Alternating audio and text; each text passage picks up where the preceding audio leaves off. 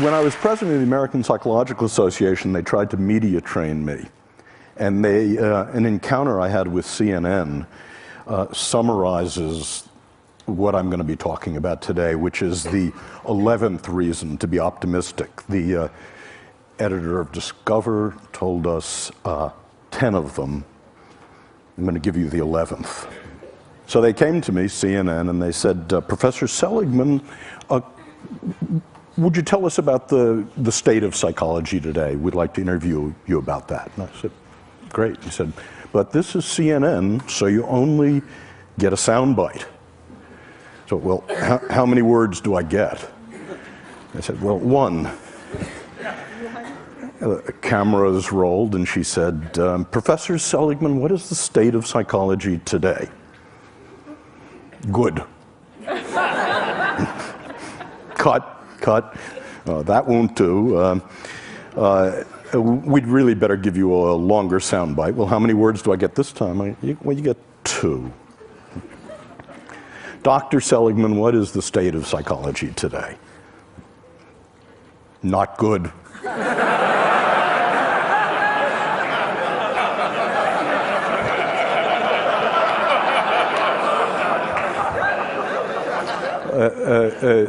Look, Dr. Seligman, we can see you're really not comfortable in this medium. We'd better give you a real soundbite. This time you can have 3 words. And, Professor Seligman, what is the state of psychology today? Not good enough. And that's what I'm going to be talking about. I want to say why psychology was good, why it was not good, and how it may become, in the next 10 years, good enough. And by parallel summary, I want to say the same thing about technology, about entertainment and design, because I think the issues are very similar. So why was psychology good? Well, for more than 60 years, psychology worked within the disease model. 10 years ago when I was on an airplane and I introduced myself to my seatmate and told them what I did, they'd move away from me. And because quite rightly, they were saying psychology is about finding what's wrong with you, spot the loony. And now when I tell people what I do, they move toward me. And what was good about psychology, about the $30 billion investment NIMH made, about working in the disease model, about what you mean by psychology, is that 60 years ago, none of the disorders were treatable. It was entirely smoke and mirrors. And now 14 of the disorders are treatable, 2 of them actually curable. And the other thing that happened is that a science developed, a science of mental illness, that we found out that we could take fuzzy concepts like depression, alcoholism, and measure them with rigor. That we could create a classification of the mental illnesses, that we could understand the causality of the mental illnesses. We could look across time at the same people, for example, who are genetically vulnerable to schizophrenia, and ask what the contribution of mothering, of genetics are. And we could isolate third variables by doing experiments on the mental illnesses. And best of all, we were able in the last 50 years to invent drug treatments and psychological treatments. And then we were able to test them rigorously in random assignment, placebo-controlled designs, throw out the things that didn't work, keep the things that actively did. And the conclusion of that is that psychology and psychiatry of the last 60 years can actually claim that we can make miserable people less miserable. And I think that's terrific. I'm proud of it. But what was not good, the consequences of that, were 3 things. The first was moral, that psychologists and psychiatrists became victimologists, pathologizers, that our view of human nature was that if you were in trouble, bricks fell on you. And we forgot that people made choices and decisions. We forgot responsibility. That was the first cost. The second cost was that we forgot about you people. We forgot about improving normal lives. We forgot about a mission to make relatively untroubled people happier, more fulfilled, more productive. And Genius, high talent, became a dirty word. No one works on that. And the third problem about the disease model is in our rush to do something about people in trouble, in our rush to do something about repairing damage, it never occurred to us to develop interventions to make people happier, positive interventions. So that was not good. And so that's what led people like Nancy Etkoff, Dan Gilbert, Mike Csikszentmihalyi, and myself to work in something I call positive psychology, which has three aims. The first is that psychology should be just as concerned with human strength as it is with weakness. It should be just as concerned with building strength as with repairing damage. It should be interested in the best things in life, and it should be just as concerned with making the lives of normal people fulfilling and with genius, with nurturing high talent. So, in the last 10 years, and the hope for the future, we've seen the beginnings of a science of positive psychology, a science of what makes life worth living. It turns out that we can measure different forms of happiness, and any of you for free can go to that website and take the entire panoply of tests of happiness. You can ask, how do you stack up for positive emotion, for meaning, for flow, against literally tens of thousands of other people. We created the opposite of the diagnostic manual of the insanities, a classification of the strengths and virtues that looks at the sex ratio, how they're defined, how to diagnose them, what builds them and what gets in their way. We found that we could discover the causation of the positive states, the relationship between left hemispheric activity and right hemispheric activity as a cause of happiness. I've spent my life working on extremely miserable people, and I've asked the question, how do extremely miserable people differ from the rest of you? And starting about 6 years ago, we asked about extremely happy people, and how do they differ from the rest of us? And it turns out there's one way, very surprising, they're not more religious, they're not in better shape, they don't have more money, they're not better looking, they don't have more good events and fewer bad events. The one way in which they differ, they're extremely social. They don't sit in seminars on Saturday morning. They don't spend time alone. Each of them is in a romantic relationship, and each has a rich repertoire of friends. But watch out here. This is merely correlational data, not causal, and it's about happiness in the first Hollywood sense I'm going to talk about. Happiness of ebullience and giggling and good cheer. And I'm going to suggest to you that's not nearly enough in just a moment. We found we could begin to look at interventions over the centuries, from the Buddha to Tony Robbins. About 120 interventions have been proposed that allegedly make people happy. And we find that we've been able to manualize many of them, and we actually carry out random assignment efficacy and effectiveness studies. That is, which ones actually make people lastingly happier. In a couple of minutes, I'll tell you about some of those results. But the upshot of this is that the mission I want psychology to have, in addition to its mission of curing the mentally ill, in addition to its mission of making miserable people less miserable, is, can psychology actually make people happier? And to ask that question, happy is not a word I use very much. We've had to break it down into what I think is askable about happy.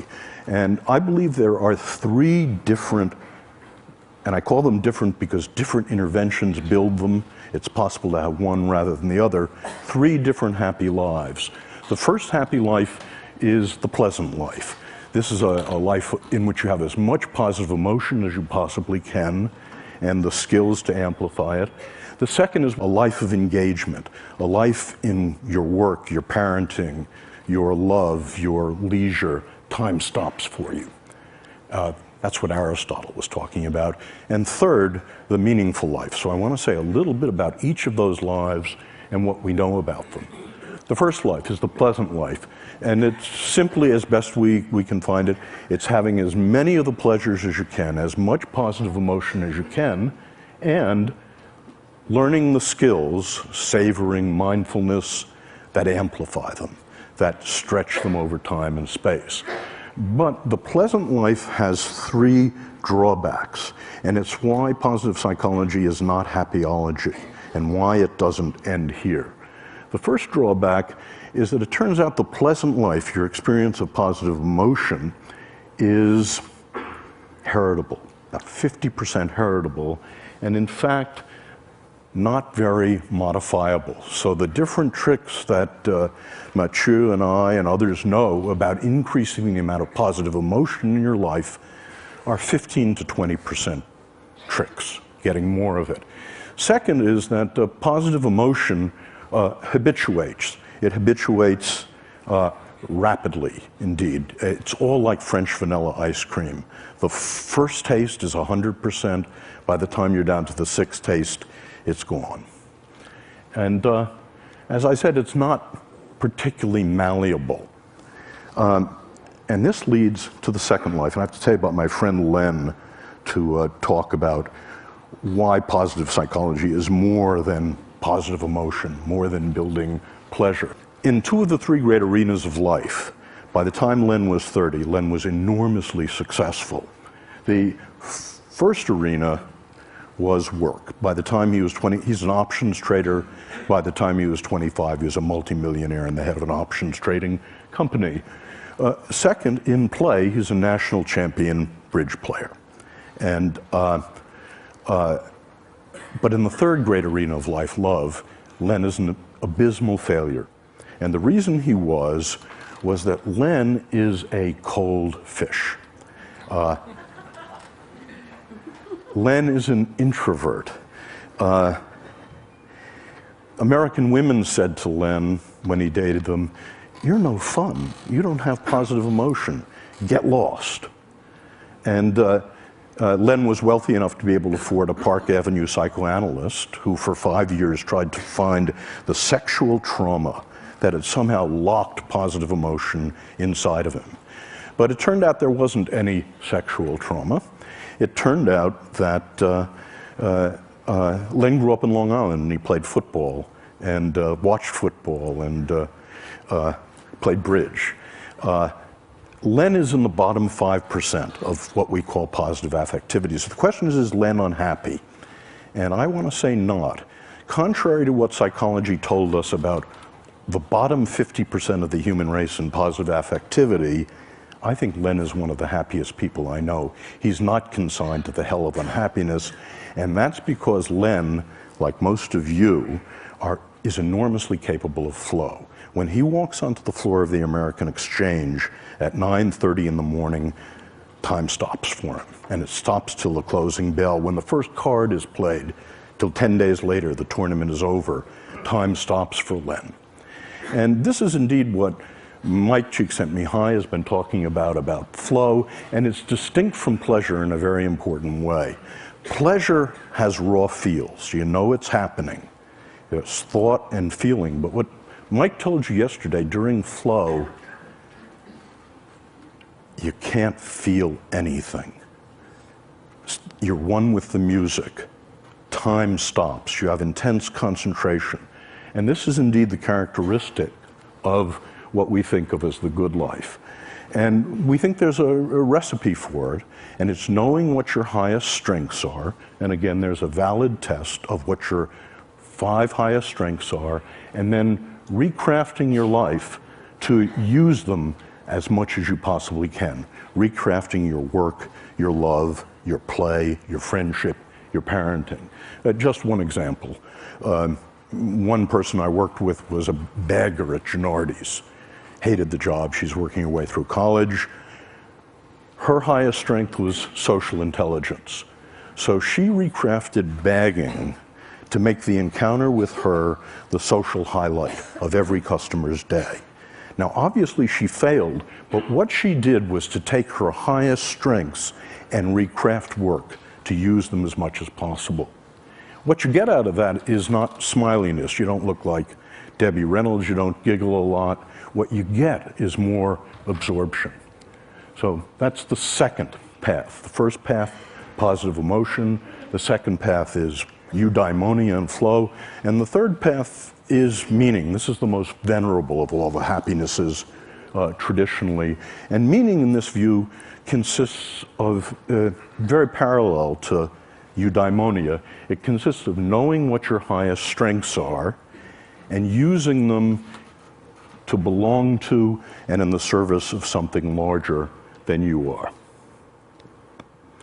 Well, I mentioned that for all three kinds of lives, the pleasant life, the good life, the meaningful life, people are now hard at work on the question, are there things that lastingly change those lives? And the answer seems to be yes, and I'll just give you some samples of it. It's being done in a rigorous manner. It's being done in the same way that we test drugs to see what really works.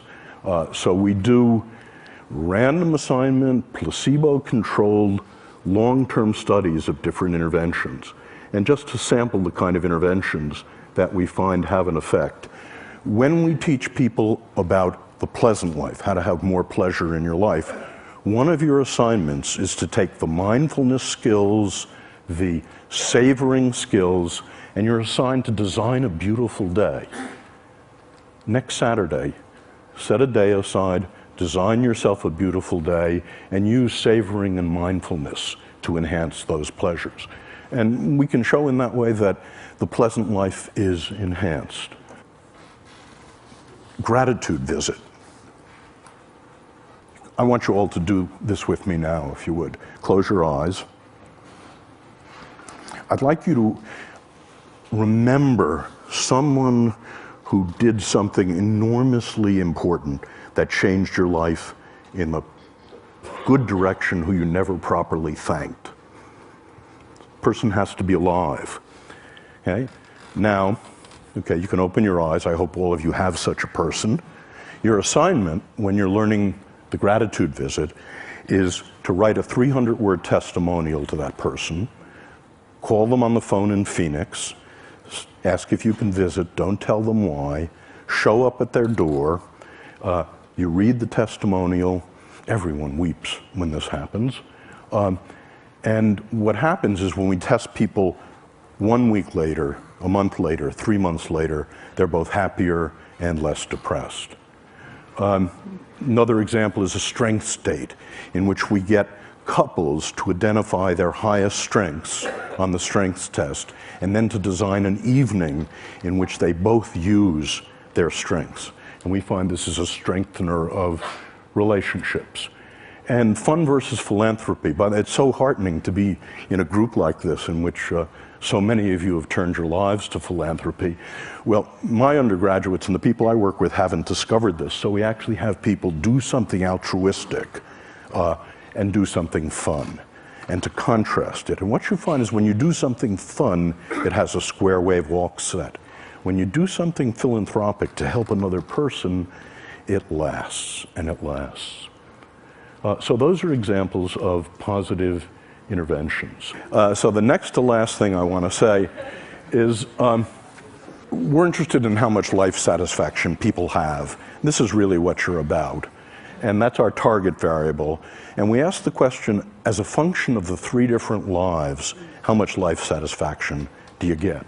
So we ask, and we've done this in 15 replications involving thousands of people, to what extent does the pursuit of pleasure, the pursuit of positive emotion, the pleasant life, the pursuit of engagement, time stopping for you, and the pursuit of meaning contribute to life satisfaction?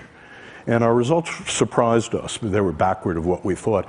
It turns out the pursuit of pleasure has almost no contribution to life satisfaction. The pursuit of meaning is the strongest, and this is the pursuit of engagement is also very strong. Where pleasure matters is if you have both engagement and you have meaning, then pleasure is the whipped cream and the cherry, which is to say the full life, the sum is greater than the parts if you've got all three. Conversely, if you have none of the three, the empty life, the sum is less than the parts. And what we're asking now is, does the very same relationship, physical health, morbidity, how long you live, and productivity follow the same relationship? That is, in a corporation, is productivity a function of positive emotion, engagement, and meaning? Is health a function of positive engagement, of pleasure, and of meaning in life? And there is reason to think the answer to both of those may well be yes. So Chris said that the last speaker had a chance to try to integrate what he heard, and so this was amazing for me. I've never been in a gathering like this. I've never seen speakers stretch beyond themselves so much, which was one of the remarkable things. But I found that the problems of psychology seem to be parallel to the problems of technology, entertainment, and design.